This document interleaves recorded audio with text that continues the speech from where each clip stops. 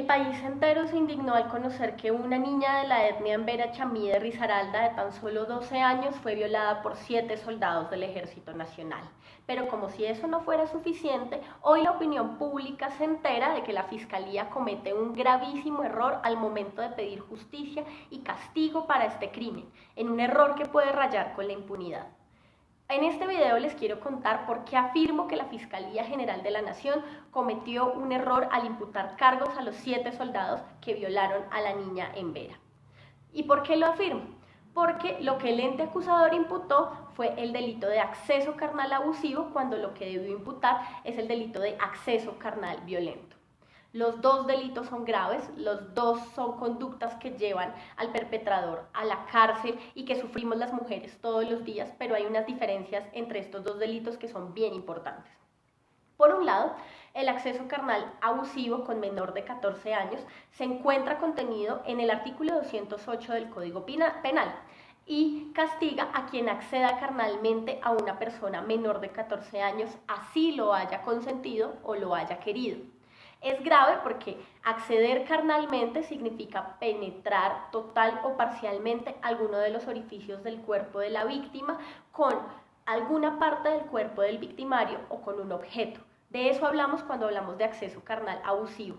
Y además con menor de 14 años es especialmente grave porque la persona no entiende cabalmente las consecuencias de mantener una relación sexual.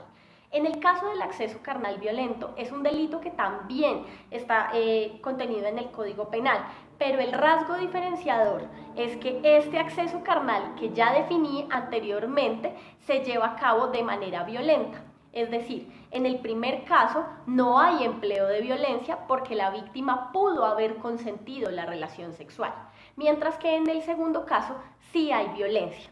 Ahora, ¿cómo se sabe que hay violencia? El mismo Código Penal indica que un hecho es violento cuando se usa la fuerza, cuando se amenaza con usar la fuerza, hay coacción física o psicológica que infunde el temor de la violencia, cuando hay intimidación, detención ilegal, opresión psicológica, cuando hay abuso de poder, y pónganle cuidado a esta circunstancia violenta, o cuando se utilizan entornos de coacción que impidan a las víctimas dar su libre consentimiento. Por todo esto que les he contado, lo correcto habría sido imputar cargos por acceso carnal violento, pero además agravado. ¿Y por qué digo que agravado? Porque el Código Penal permite también aumentar las penas de los delitos si se cumplen algunas circunstancias, como que la víctima sea menor de edad, como en este caso, que la conducta se cometiere con el concurso de otra persona o de otras personas, o que el responsable tenga un carácter, una posición o un cargo que le dé una autoridad particular sobre la víctima o la lleve a depositar su confianza, como en el caso de los soldados del Ejército Nacional. Todas estas circunstancias se cumplen en el caso de la niña Embera. Por eso, insisto, el cargo debió ser acceso carnal violento agravado. Pero ¿qué implicaciones tiene que se tipifique inadecuadamente? Y lo que sucede es que la víctima queda revictimizada, ella y su círculo familiar, porque queda en el imaginario que se trató de un delito, sí, pero de un acceso carnal que pudo haber sido consentido y no violento.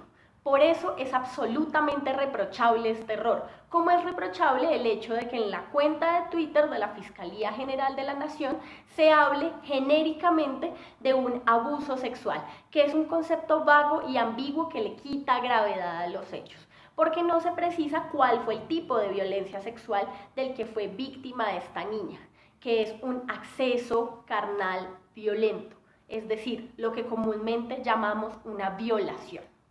Eso además tiene una incidencia en el cómo se calcula la pena para los perpetradores. Pero bueno, la diferencia no es solamente técnica o jurídica, sino también es una diferencia ética y es una diferencia política. Es la diferencia entre la justicia y la impunidad. Esta niña no fue abusada, esta niña fue violada por los soldados Juan Camilo Morales Poveda, Jair Steven González, José Luis Holguín Pérez, Juan David Guaidí Ruiz, Oscar Eduardo Gil Alzate, Deison Andrés Izaza Zapata y Luis Fernando Mangaret Hernández. A las cosas hay que llamarlas por su nombre para no revictimizar y para hacer justicia.